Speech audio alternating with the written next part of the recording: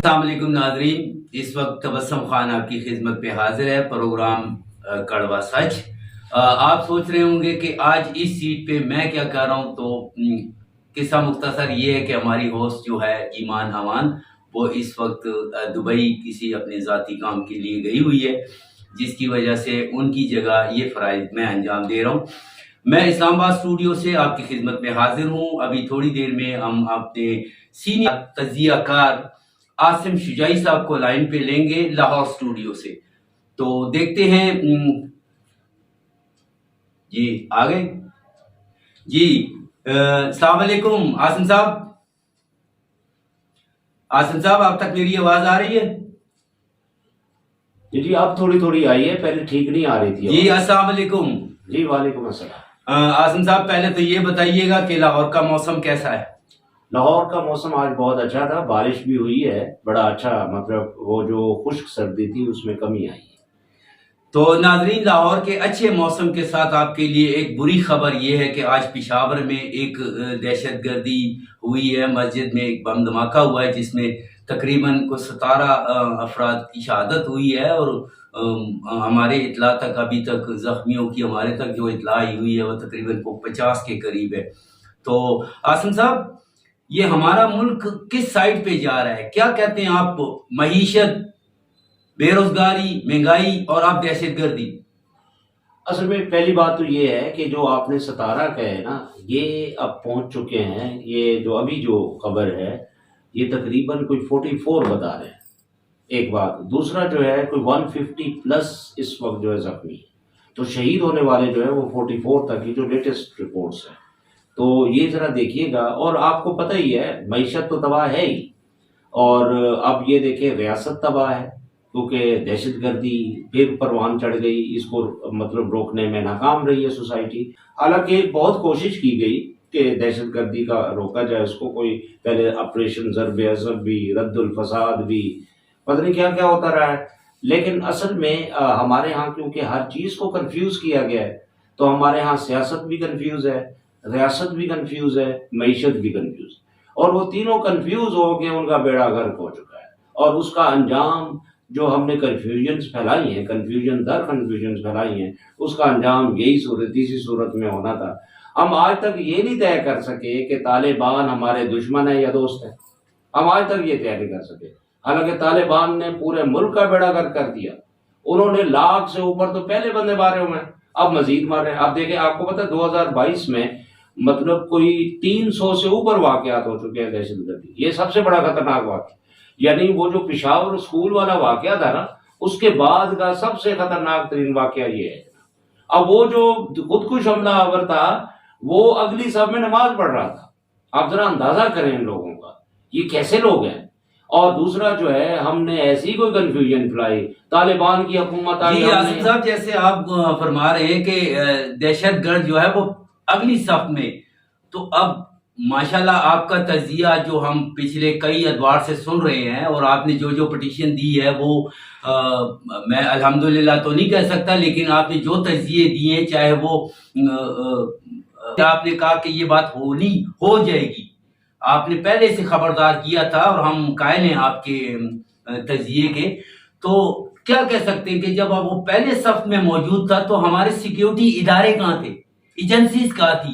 جو پہلی خبر آ جاتی ہے کہ جی بارڈر پہ اتنے دہشت گرد ملک میں آ گئے، تو آپ کا کیا خیال ہے، ہماری سیکیورٹی ایجنسیاں، ہمارے ادارے کہاں تھے؟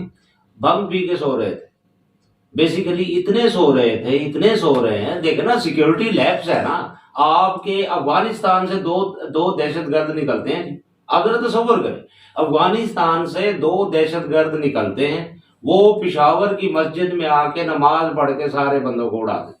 آپ اندازہ کریں یہ کیا سیکیورٹی، یہ تو بھنگ پی کے سوئے ہوئے، اور ویسے بھی پوری قوم بھنگ پی کے سوئی ہوئی، آپ کو پتہ ہے سب کو سلایا ہوا ہے انہوں نے، سب کا بیڑا غرق کیا ہوا ہے۔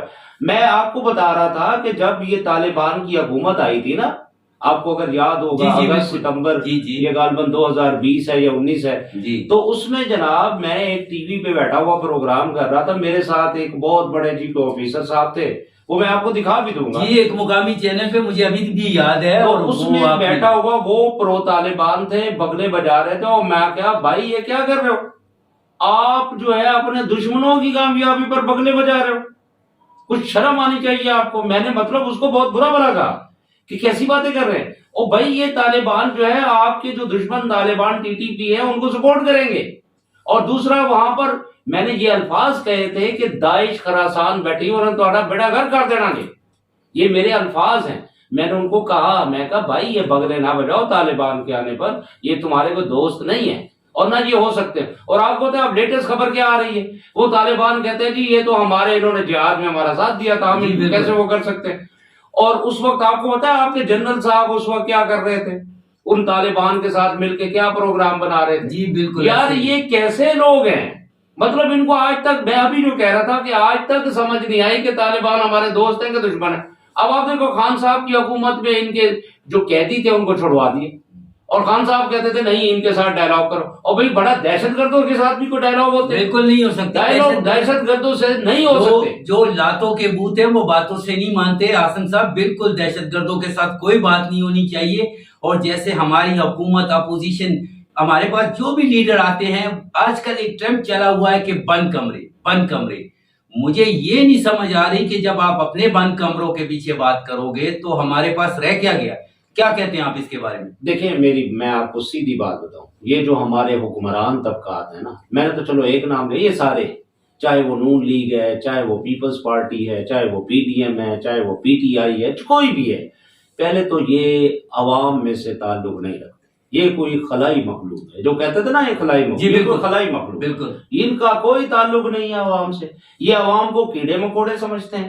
اب یہ جو مر گئے ہیں نا, 2 دن یہ فضول قسم کی بکواسیں کریں گے, اور بکواسیں کرنے کے بعد پھر چپ ہو جائیں گے. جو ہماری روایت ہے, آپ کو پتا ہے. اب دیکھیں معصوم لوگ مارے جاتے ہیں, اس پر میں کہتا ہوں ان کی تو میں کہا اینٹ سے اینٹ بجا دینی چاہیے. جو حکمران بنے بیٹھے ہیں نا, ان کو نہیں چھوڑنا چاہیے. آپ کے سامنے اے پی ایس کا کیا بنا؟ کچھ بھی نہیں بنا. اب دیکھیں انہوں نے معیشت سے مارا ہوگا, معیشت کا بیڑا گھر کیا ہوگا, کھا خود عیاشی کر رہے ہیں. اپنی عیاشی چھوڑنے کے لیے تیار ہیں یہ؟ نہیں ہے تیار. انہوں نے عام آدمی کا جینا آرام کر دی. عام آدمی پیاز نہیں لے سکتا. اب دیکھیں پیٹرول کی قیمت کتنی بڑھا دی. یار یہ لوگ جو ہیں, ان سے میں عام لوگوں کو بھی قصوروار ٹھہراتا ہوں جو ان کے دم جھلے بن جاتے ہیں. اور کیوں تم چلے بنتے ہیں ایسے لوگوں کے جن کا ہمارے عام لوگوں سے تعلق ہی کوئی نہیں. ابھی خان صاحب کی بات کرتے ہیں, وہ بنی گالا جیسے بڑے محل میں رہتے ہیں. وہ نواز شریف ہے جاتی عمرہ میں رہتا ہے. وہ جو زرداری ہے وہ قلعے میں بیٹھا ہوا ہے. بالکل. آپ بتائیں یار یہ لوگ عوام سے ان کا کوئی تعلق بنتا ہے؟ یہ شہباز شریف دیکھو, بڑا بنتا تھا جی شہباز شریف جی, وہ جی بڑا چیف منسٹر ہے تو فلاں. کدھر گیا چیف منسٹر؟ وہ جی ڈالر کو لے کے آئے, ڈالر اسحاق ڈالر, وہ واقعی اسحاق ڈالر ہی ہوا کہ ڈالر کی ایسی تیسی پھیر دی اس نے. وہ کہتا تھا جی میں جی 100 سے نیچے لے کے آؤں گا, یہاں 270-72 روپے ہوا پڑا. یار یہ لوگ ایسے نہیں ہیں. ہمارے لوگوں کو یہ آنکھیں کھولنی پڑیں گی, ورنہ یہ آپ کو ایسے ہی مارتے رہیں گے. یہ معیشت سے بھی ماریں گے, یہ دہشت گردی سے بھی ماریں گے. آسم صاحب آپ تک میری آواز آ رہی ہے؟ جی آسم صاحب, مثال کے طور پہ نا ایک چھوٹی سی بات میں آپ کو بتا دوں کہ 75 سال سے آپ نے دیکھا ہوگا ماشاءاللہ آپ ملکی سیاست پہ بہت گہری نظر رکھتے ہیں, تو کیا آپ کے کیا خیال ہے 75 سال سے اسمبلی میں کبھی آپ نے کوئی عوام کے بارے میں کوئی بات سنی؟ نہیں. ابھی آپ دیکھیں باہر سے ہمارے آرڈر آتے ہیں. 71 میں مجیب الرحمان نے 160 ووٹ لیے, اس کے برعکس بھٹو اینڈ پارٹی نے 71 ووٹ لیے. مجیب الرحمان غائب ہو گئے, 71 پارٹی والا حکومت میں آ گیا. تو ہم تو یہ پریشان ہے, عوام یہ پریشان ہے کہ یہ فیصلے آخر ہوتے کہاں پر ہیں. اگر ہمارے ووٹ سے وہ فیصلے نہیں ہو رہے تو پھر ہمارے پیسے اور ہمارے ٹیکس کے پیسے الیکشن پہ ان لوگوں پہ لگانے کی کیا ضرورت ہے؟ باہر سے فیصلے ہو رہے, باہر سے فیصلے کریں. اس کے بارے میں آپ کیا کہتے ہیں؟ دیکھیں جو باہر سے فیصلے کی آپ بات کر رہے ہیں نا, ایک ٹرم ہے نیو امپیریلزم, ٹھیک ہے, نیو امپیریلزم. پہلے ہوتی تھی امپیریلزم, اب اس کی شکل بن گئی ہے نیو امپیریلزم. اب نیو امپیریلزم کیا ہے؟ نیو امپیریلزم یہ ہے کہ جتنے بھی تھرڈ ورلڈ کنٹریز ہیں, ہمارے جیسے جو غریب ملک ہیں, ان کے حکمران طبقات کو خریدو, ان کو قرضے دو, ان کو عیاشیاں کراؤ, عیاشیاں کرا کے ملک کو معیشت کے چکر میں گرفتار کر کے غلام بنا دو IMF کا.